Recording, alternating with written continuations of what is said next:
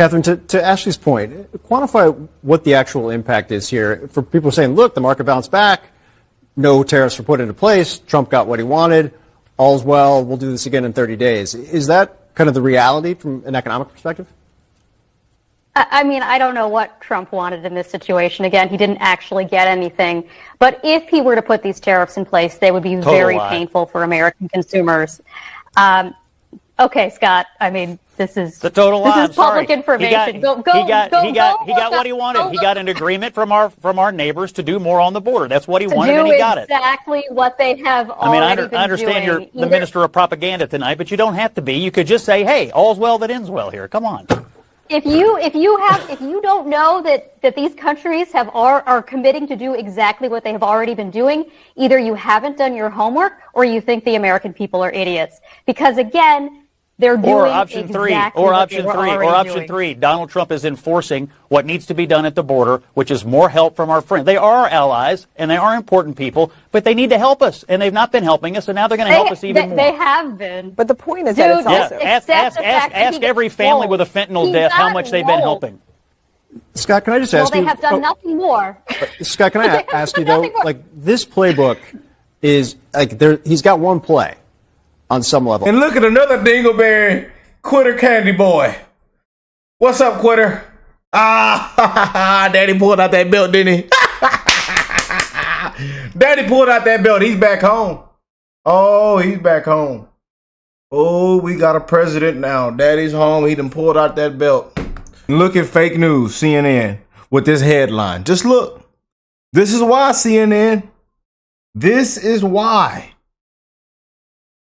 the ratings have dropped. People turn off their TV. They're not tuned in anymore. Why y'all will never ever be trusted. They ought to just shut the whole thing down. They ought to lose their license. Look at this headline. Trump backs down for now on... What Trump backed down to? They backed down. They bended the knee. They surrendered. Get it right, CNN. A disgrace. Want to really see something that said, take a look at what happened. Hey. Why this beat so cold? We will make America proud again. And you try to kill our we will make America wealthy again. And yes, together, we will make America great again. Oh, what a beautiful day. We have a president who puts America first. America first. Make America great again, everybody. CNN, MSNBC, fake news. The legacy media, these liberals, these Democrats, pissed, crying, boo-boo on themselves. We actually got a president, ladies and gentlemen, and I'm ready. God bless some beautiful patriots around the world. I love y'all, man. One love to the human race. The fight continues. We are on the ground running, stomping them boots on the ground. Yes, indeed. Our president look like he ain't got no sleep yet. Prayers for Trump. Prayers for Trump administration, his family. We do not know what to expect next, but we only wishing for the best. We are in the right direction. More has been done in the last 2 weeks than the last 4 years. Let's go and jump in. Donald Trump to do what we want them to do, which is to put people and technology and resources at the border to stop the flow of people and drugs, illegal immigration, stem the tide. That is the whole point of this exercise. And that is apparently what is happening. And yes, there have been some troops there in Mexico. This is an agreement to do permanent deployment. And yes, some of this stuff in Canada was already announced, but now they were dragging their feet. Now their feet are held to the fire. They've got 30 days to really implement, and they can't pussyfoot around anymore. So the point of this exercise today, to me, had less to do with trade and more to do with saying to our neighbors, you need to be better neighbors. We are more important to your economy than you are to ours, so you need to help us with our serious problem, which is illegal immigration and people dying from fentanyl. And they both said yes today, and that is a win for Donald Trump. You know, Ashley, to kind of Scott's point in terms of claiming the victory, making clear publicly across every different platform White House officials have a voice in, and the president himself, It's what we're going to see. We've seen it before. It's a playbook, but it's a playbook that's been effective in terms of how the public receives it. What are Democrats doing in this moment? Well, I mean, I think I would challenge your point about it being effective. I mean, what we're seeing right now is Donald Trump is actually... Quantify what the actual impact is here. For people saying, look, the market bounced back, no tariffs were put into place, Trump got what he wanted, all's well, we'll do this again in 30 days. Is that kind of the reality from an economic perspective? I mean, I don't know what Trump wanted in this situation. Again, he didn't actually get anything. But if he were to put these tariffs in place, they would be very painful for American consumers. You just can't make this up, man. You just can't.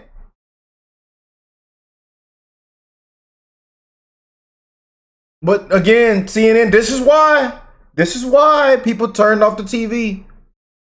This is why we are the media now. This is why ratings have tanked. Salary cuts. People getting fired. People are sued. Yeah. This is why. Just can't make it up.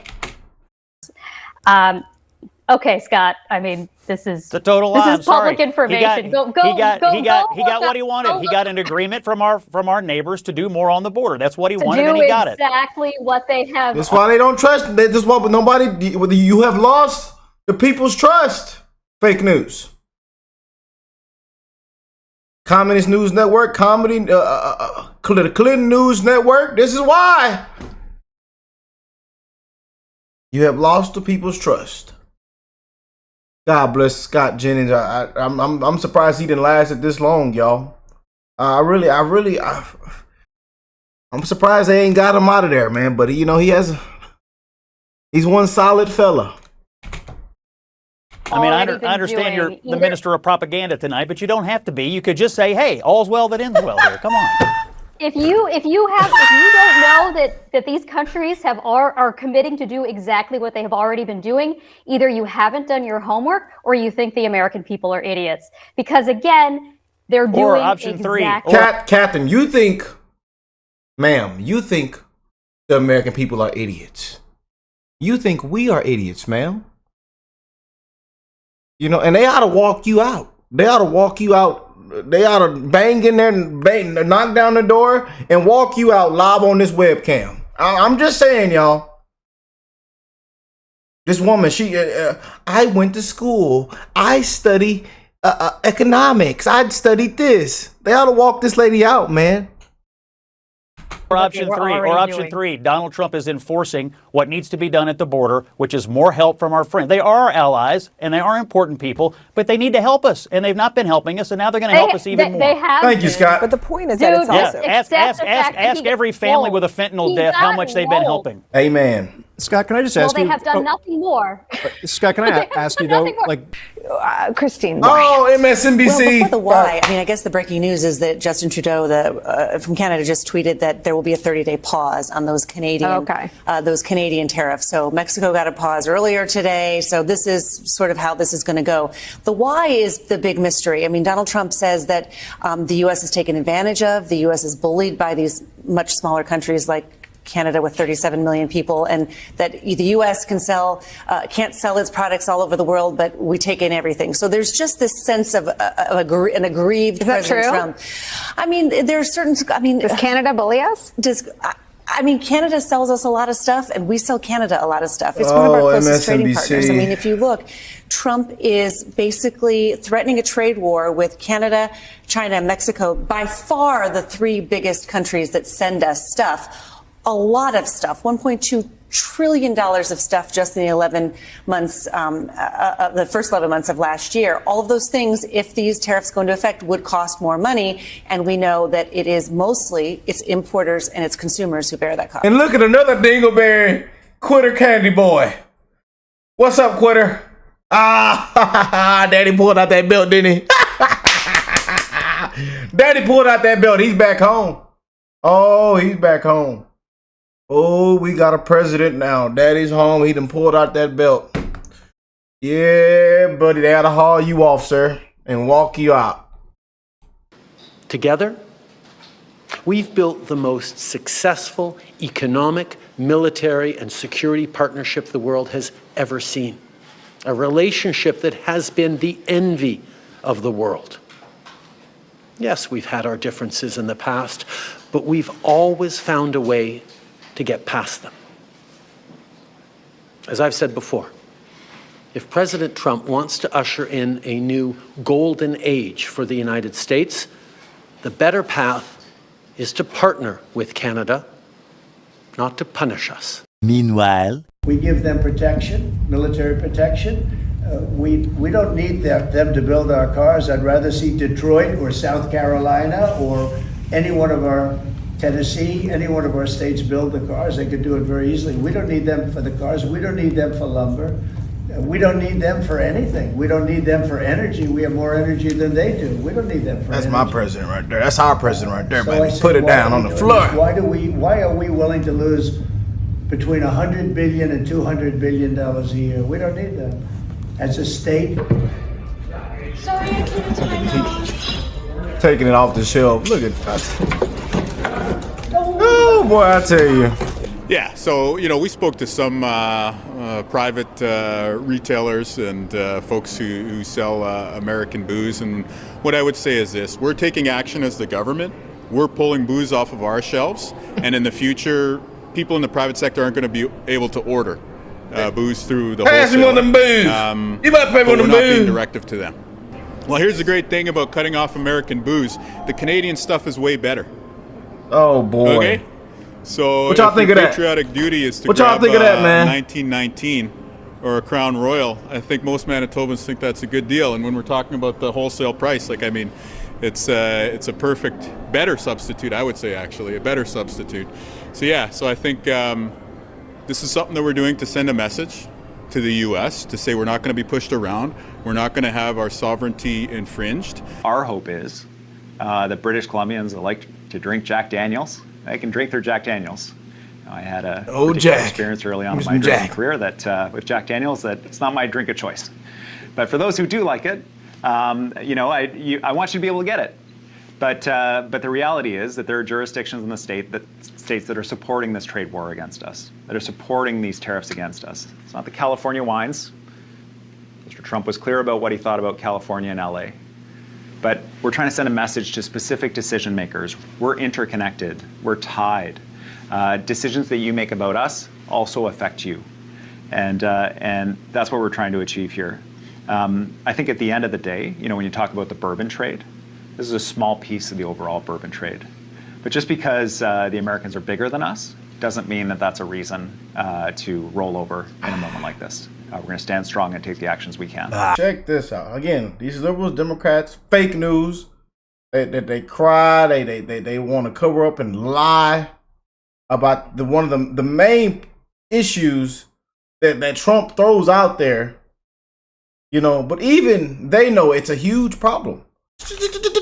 He lowered jail sentences for mass producers of deadly fentanyl, and 80% of the fentanyl made in Canada is done so using ingredients that are not even regulated, but come right into our country where they're cooked into that poison, now threatening our trade relationship with the U.S. Will he reverse his radical liberal drug agenda to save lives and jobs? He's not there to do the work of delivering based on science, based on compassion, based on a public health approach on dealing with the toxic drug epidemic. He is instead continuing to try to score cheap political points on the backs of the most vulnerable. That's not serious. That's not responsible. What is not responsible is allowing 80% of the chemicals used in fentanyl manufacturing to come in unregulated and legally. What is not responsible is decriminalizing crack, heroin, and fentanyl. And then after you see